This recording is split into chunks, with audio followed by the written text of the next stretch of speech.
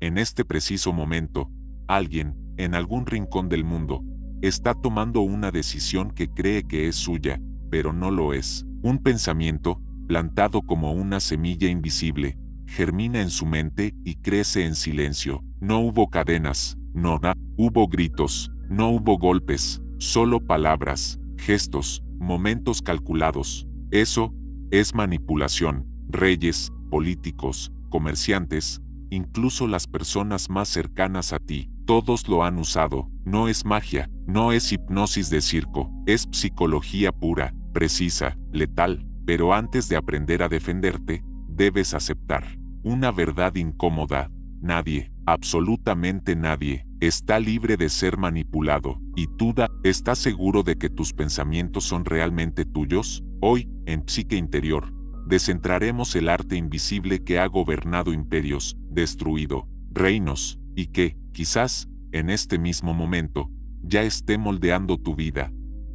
El origen invisible de la manipulación. La manipulación no nació en la era digital, no empezó con la televisión, ni con la propaganda política, ni con los anuncios publicitarios que nos persiguen en cada esquina de Internet. La manipulación es tan antigua como el lenguaje, y quizás, incluso más. Imagina las primeras comunidades humanas, pequeñas tribus que dependían de la caza, de la cooperación y de la lealtad mutua para sobrevivir. En esos grupos, el líder no siempre era el más fuerte físicamente. Muchos de los que gobernaban sin portar una corona ni un arma lo hacían desde las sombras, con algo mucho más poderoso: la capacidad de influir en la mente de los demás. Un gesto calculado, una palabra susurrada junto al fuego, una historia inventada para despertar miedo o esperanza. Esa era la verdadera arma. Piensa en la Grecia antigua. En la polis, los oradores se alzaban sobre una simple piedra para dirigirse al pueblo, pero no siempre ganaba quien tenía la verdad.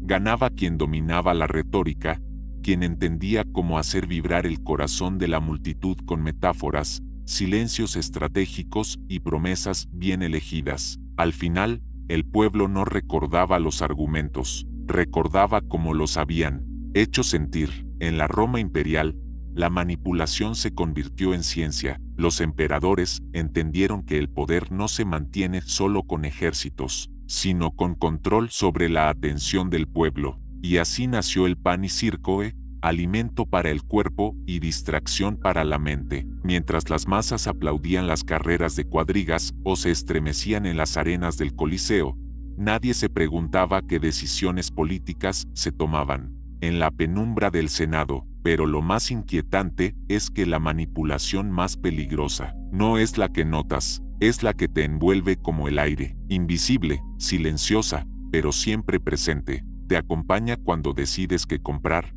a quién escuchar, qué causa apoyar o incluso a quién amar. Porque la manipulación no siempre llega disfrazada de amenaza, a veces llega envuelta en elogios, a veces se disfraza de consejo, y a veces se parece tanto a tu propia voz interior, que no distingues si es tuya o si alguien más la puso ahí. Aquí está la primera lección: quien controla las emociones, controla las decisiones. ¿Y quién controla las decisiones? Controla el destino. Las técnicas ocultas del manipulador.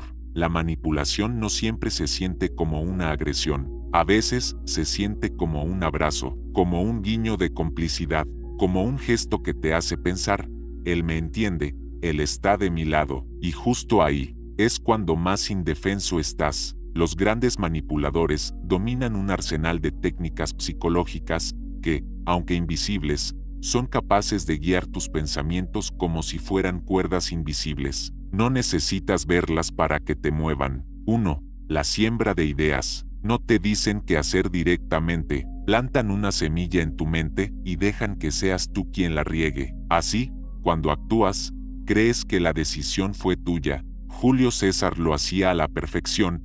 No ordenaba directamente, sino que dejaba caer una frase como quien deja caer un guijarro en un lago, y las ondas terminaban empujando a todos hacia donde él quería. 2. El espejo emocional. Si quieren tu confianza, imitan tu postura, tu tono, tus palabras. El manipulador sabe que el ser humano confía más en lo que le resulta familiar. En la corte francesa del siglo XVII, era común que los consejeros más influyentes adoptaran el estilo, los gestos e incluso las expresiones del rey para que éste sintiera que compartían la misma visión del mundo. No lo hacían por respeto, lo hacían por poder. 3. El regalo envenenado. Te dan algo, pero no gratis. El favor, la ayuda, el halago, todo viene con un precio oculto. En Japón, los señores feudales a veces obsequiaban espadas magníficas a sus vasallos. No era un regalo, era un recordatorio de que la vida del guerrero pertenecía a su señor,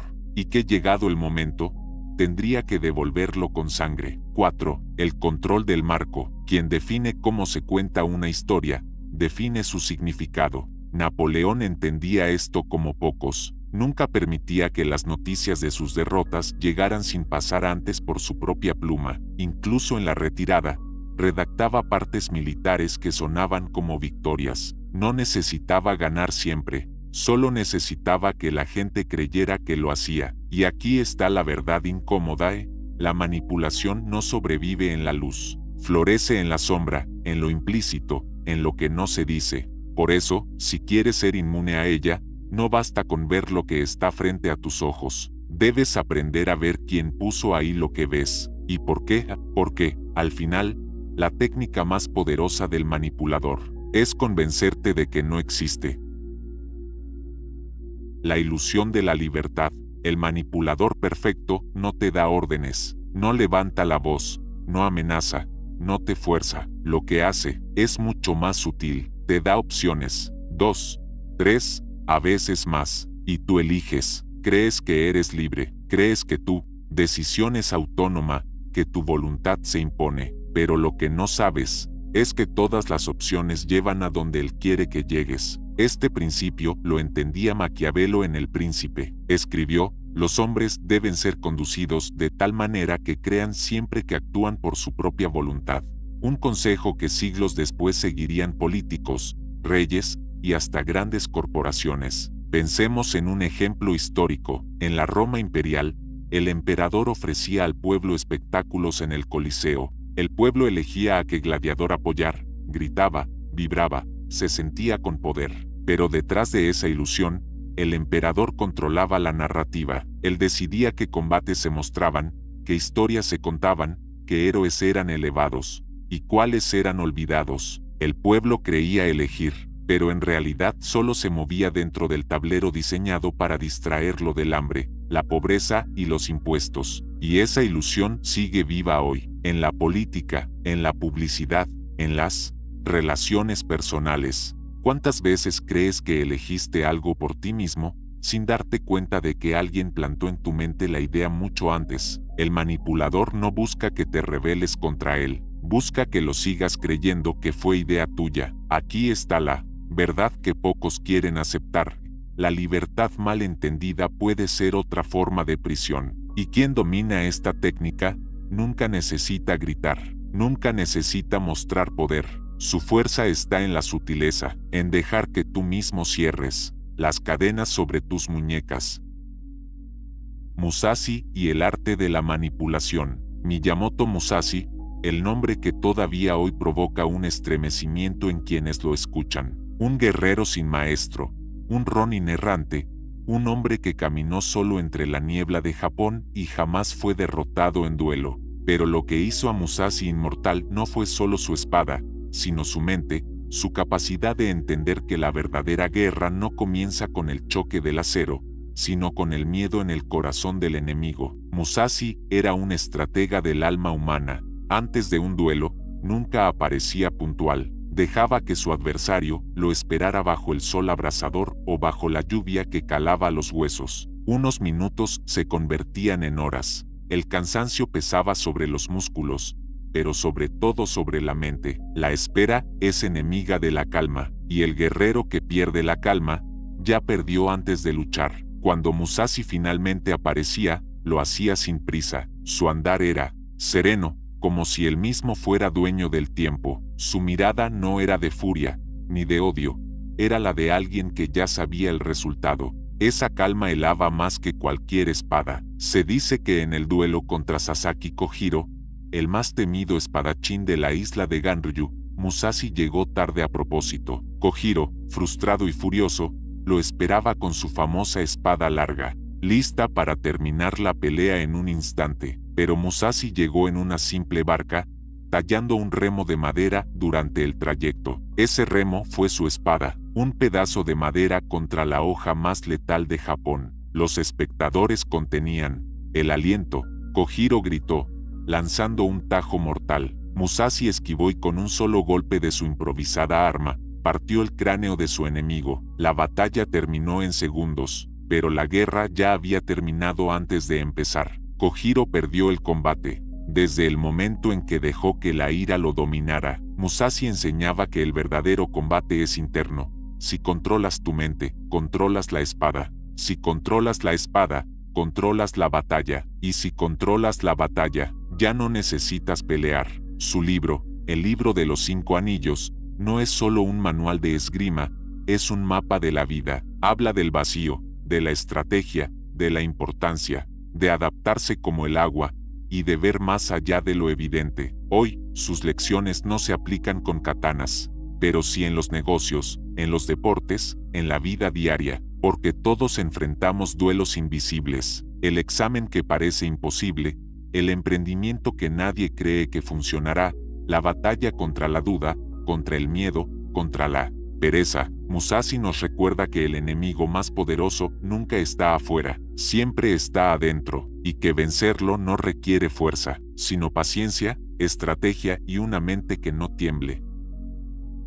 La última batalla, el viaje de los samuráis no termina con la muerte, ni con la derrota, ni siquiera con la victoria. El verdadero camino del guerrero trasciende el tiempo y atraviesa las edades, porque su esencia está en algo que nunca envejece, la mente humana. Pregúntate, ¿qué fue lo que hizo que estos hombres y mujeres, en un rincón del mundo, fueran recordados siglos después? No fueron solo sus espadas, ni sus armaduras. Lo que los hizo inmortales fue su código, la manera en que se enfrentaron al dolor, al miedo y a la soledad. El Bushido les enseñó que el enemigo más grande no se encontraba en el campo de batalla, sino en el interior, la pereza, la duda, la ira, la vanidad. El acero de la katana era solo un reflejo del acero que debía templarse en el alma. Un maestro samurái dejó escrito, si quieres gobernar tu espada, primero gobierna tu espíritu. Si tu corazón tiembla, tu espada caerá. Si tu espíritu es firme, tu victoria ya está escrita. Mira tu vida, cada día enfrentas batallas invisibles. El ruido de un mundo que quiere distraerte, el peso de las expectativas que otros han puesto sobre ti, el miedo a no ser suficiente, y en medio de esa tormenta, la pregunta es, ¿te rendirás o te templarás como el acero? Los samuráis nos dejaron un legado, no para vivir como ellos, sino para que cada uno de nosotros encuentre la fuerza de ser un guerrero moderno, un guerrero que pelea en silencio, sin necesidad de que el mundo lo aplauda, un guerrero que no busca conquistar ciudades, sino conquistar sus hábitos, su carácter, su mente, porque al final,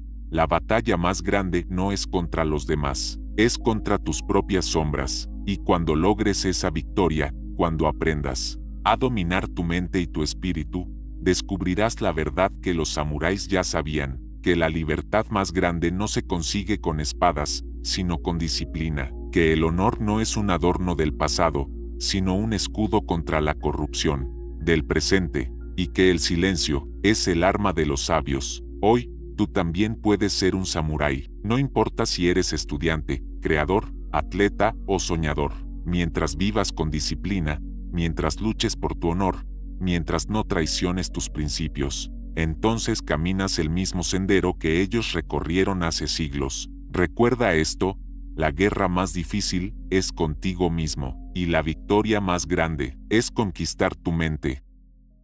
Psique interior, donde el verdadero campo de batalla está en tu mente.